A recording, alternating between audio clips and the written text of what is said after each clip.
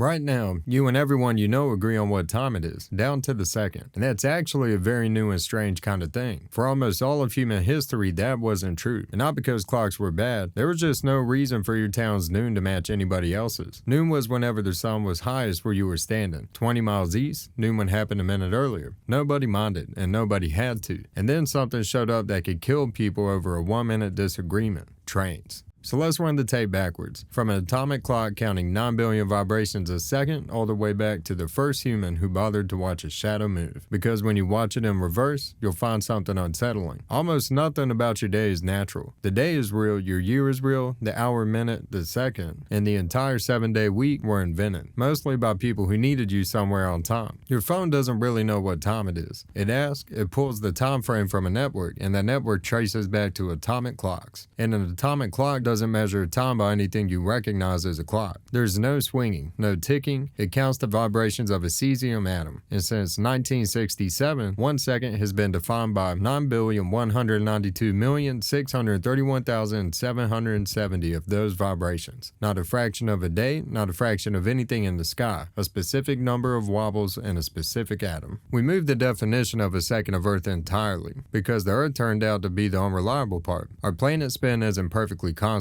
So occasionally, the official clocks have to add a leap second to stop the atomic time from drifting from the actual sky. That's how precise we become. We now correct the planet to match the clock. And every bit of that exists so systems can agree with each other. GPS, markets, networks, coordination, which is exactly why it started. Rewind to the 1800s, and there's no such thing as the time. There's only local time, town by town, and there were hundreds of them. That's fine when the fastest thing on Earth is a horse. It stops being fine when you lay iron rails between those towns and run heavy machines with heavy speeds. Railways ran on timetables. A timetable only works if everybody agrees what the number means, and they didn't. Different railway companies each kept their own time, and a station where 2 lines met could be running several clocks at once. Get the difference wrong on a single track line, and 2 trains occupy the same rail at the same moment. And people died over this, so the railways fixed it themselves. Not governments, but the companies. In Britain, railway companies started forcing their whole network onto London time from around 1840. It was literally called the railway time. And in North America, on November 18, 1883, the railroad simply switched. Towns across the continent reset their clocks to one of a handful of new standard zones. In many places, noon happened twice that day, once on the old time and again when the new time caught up. They called it the Day of Two Noons. Notice who did that. Not an astronomer, not a king. A private industry rewrote what time it was for an entire continent because its schedules demanded it, and everyone else went along with it. In the United States, the law didn't formally catch up until 1918. Your time zone is a railway product. Keep rewinding, and something else disappears: accuracy. Before the mid-1600s, a good mechanical clock might lose or gain around 15 minutes a day. You'd have to reset it against the sun constantly, and that word minute is a rough idea, and the second is essentially theoretical, a unit that exists in mathematics, but that nothing on Earth can actually measure. Then, in 1656, Christian Huygens builds a clock regulated by a pendulum. Suddenly, air drops to something like seconds a day. That is the moment the small units become real. Second hands start appearing on clock faces because, for the first time, there's a point to having one. And here's the detail I love. Minute and second aren't separate ideas. They come from Latin. The first small part of an hour, and then the second small part.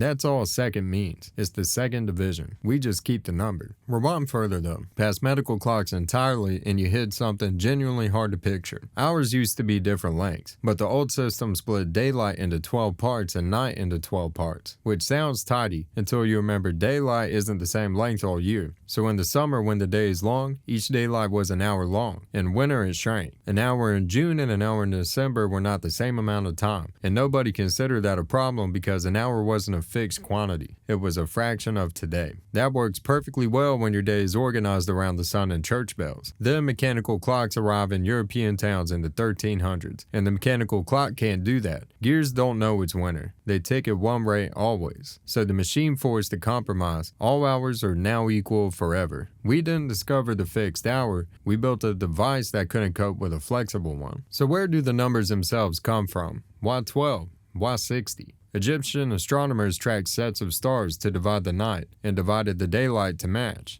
which lands you roughly at 24 parts in a full day. That structure is thousands of years old and we never replaced it. For measuring during the day, they use shadow. An obelisk is, functionally, an enormous sundial. The shadow sweeps around, and where it falls tells you roughly how far through the day you are. And the 60 comes from Babylon. Babylonian mathematics worked in the base 60 rather than the base 10, which is why a circle has 360 degrees, and why an hour has 60 minutes, and why a minute has 60 seconds. Think about that. Every time you check the clock, you're using a counting system by the Bronze Age Mesopotamian mathematics, and it survived the fall of every empire that ever used it, and it's in your pocket right now. But there's one unit on your calendar with no excuse at all. A day is a rotation, a year is an orbit, a month is at least pointing at the moon.